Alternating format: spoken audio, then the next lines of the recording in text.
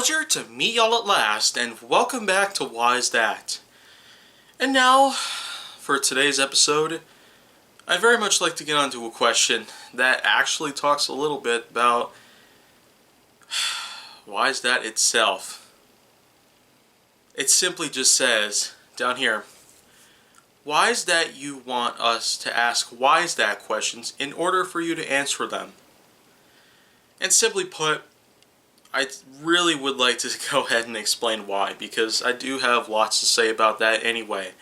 I probably could have said a lot about it the first time around I've done Why Is That back in fall 2018, but now that I'm back here with a lot of new material to work with, and more importantly with a lot of much better quality to deal with, I feel like that here in more recent times would be a great way to get started on some of this new stuff that I have that's on the rise. But anyways, let's just get started with the explanation. I do want people to ask why is that questions because, after all, I do have an affinity for wanting to expand from the conventional zone itself.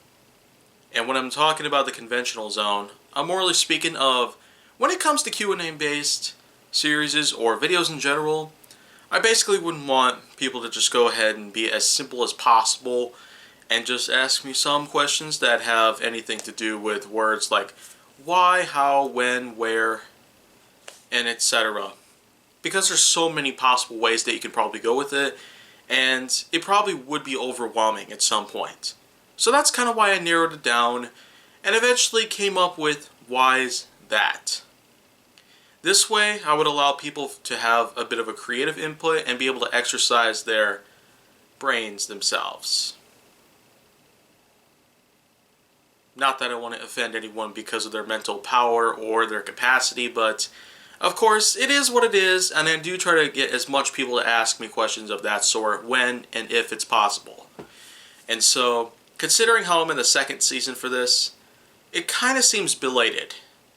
But right now, what I got to say about it is simply put, I do want people to ask why is that questions because it's in a similar way to how the intro and outro to almost all of my videos that I've uploaded goes down. And you probably know what I'm talking about, right? The intro where I go, a pleasure to meet y'all at last, as well as the outro which simply goes, please like, subscribe, comment, follow me on social media, and stay on the Hollywood side. So with that being said, I feel like that I might as well just simply establish the mark here that just simply points out that, well, I don't want to act in a similar way as to go in the same way as conventional YouTube intro and outro processes happen to work. Because after all, by doing so, it would kind of mean that I'm gaining a little bit of a bad influence, and more importantly, we probably wouldn't have a lot of room for anything new. Case in point, there will be times where we might want to go ahead and put together a new video, but at times, we don't necessarily feel like we have a lot to work with. So many of us out there oftentimes do what we can, even if it means just scraping together little pieces of the pot itself, and also digging out the spoon that might have been off the ground at some point. But you know what? I'm pretty much going to be here specifically to change those old processes and how they've worked.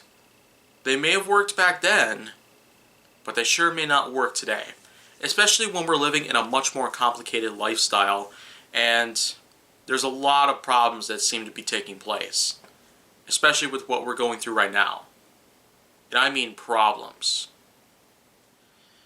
So if that's just one example of how complicated that America's lifestyle is here in this decade itself, even though it hasn't really begun yet, I mean, sure, January 1st of 2020 meant the real beginning of something new, a new decade with new possibilities and overall a new experience for people out there to have a lot for themselves to work with.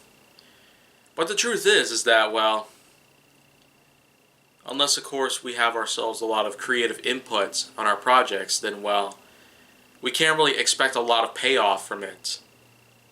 But seeing as how successful I was able to get with my Twitter account, I feel like that at that point in time, I was willing to go even further than I ever could have.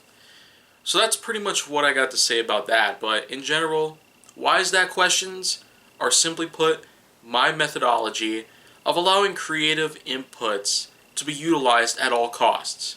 And more importantly on that, so this way anybody can participate, even if they don't feel like that they're as creative as others are.